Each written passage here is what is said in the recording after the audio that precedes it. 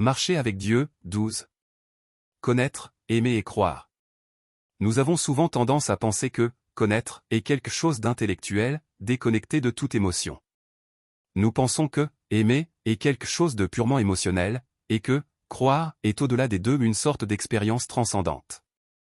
Mais lorsque nous regardons les Écritures, nous voyons que connaître Dieu, aimer Dieu et croire en Dieu sont profondément liés. Ces trois éléments peuvent sembler être des concepts distincts si nous les définissons selon les standards du monde ou selon les définitions des dictionnaires. Mais dans notre relation avec Dieu, ils ne font qu'un. Ils sont indissociables. Connaître et aimer. Dans la langue hébraïque de l'Ancien Testament, les mots pour connaître et aimer sont souvent utilisés de manière interchangeable. C'est pourquoi Dieu déclare: Car j'aime la bonté et non les sacrifices, et la connaissance de Dieu plus que les holocaustes. Dans la traduction nouvelle coréenne, ce verset est traduit ainsi: Ce que je désire, c'est un amour constant, non des sacrifices. Je veux que vous me connaissiez comme votre Dieu, plus que je ne veux d'holocauste. Cette traduction rend le sens encore plus clair. Tout au long de l'Ancien Testament, Dieu répète constamment à son peuple d'avoir de l'amour pour lui. Tu aimeras l'Éternel, ton Dieu, de tout ton cœur, de toute ton âme et de toute ta force. Et maintenant, Israël, que demande de toi l'Éternel, ton Dieu, si ce n'est que tu craignes l'Éternel, ton Dieu, afin de marcher dans toutes ses voies, d'aimer et de servir l'Éternel, ton Dieu, de tout ton cœur et de toute ton âme, d'observer les commandements de l'Éternel et ses lois, que je te prescris aujourd'hui, pour ton bien. Aime l'Éternel, ton Dieu, écoute sa voix et attache-toi à lui.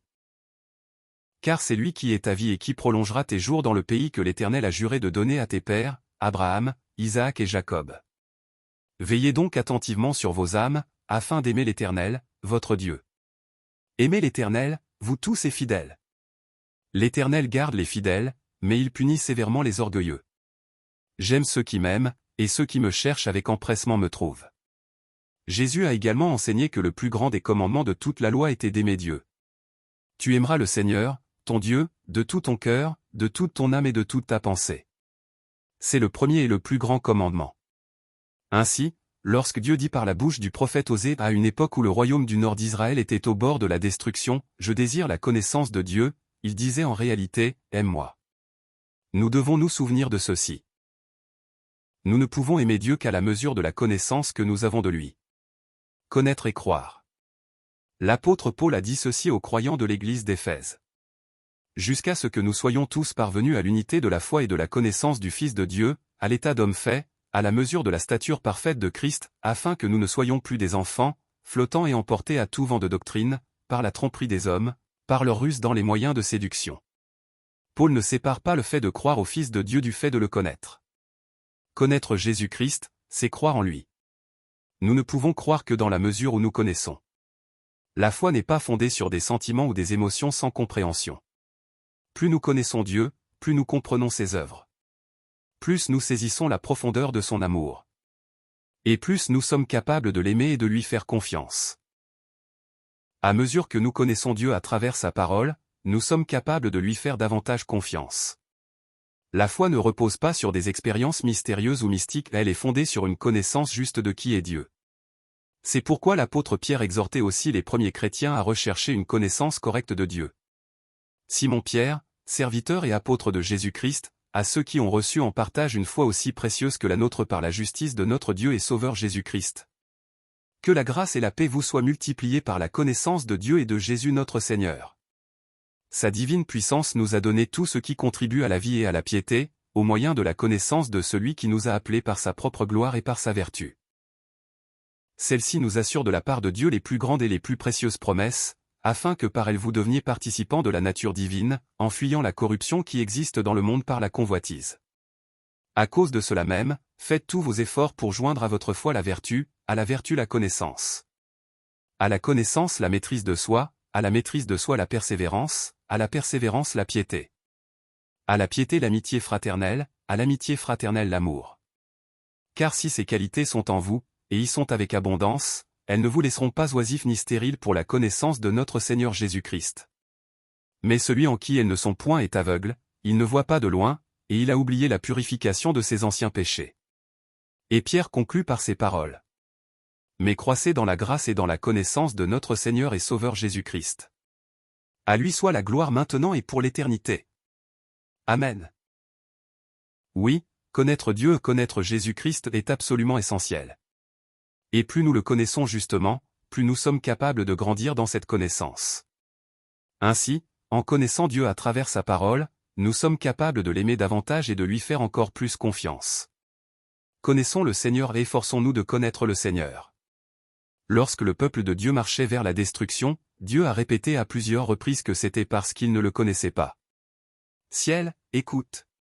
Terre, prête l'oreille. Car l'Éternel parle, j'ai nourri et élevé des enfants, mais ils se sont révoltés contre moi. Le bœuf connaît son possesseur, et l'âne la crèche de son maître, Israël ne connaît rien, mon peuple n'a point d'intelligence.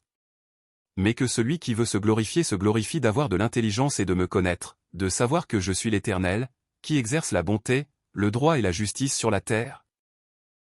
Car c'est à cela que je prends plaisir, dit l'Éternel. Écoutez la parole de l'Éternel, enfants d'Israël.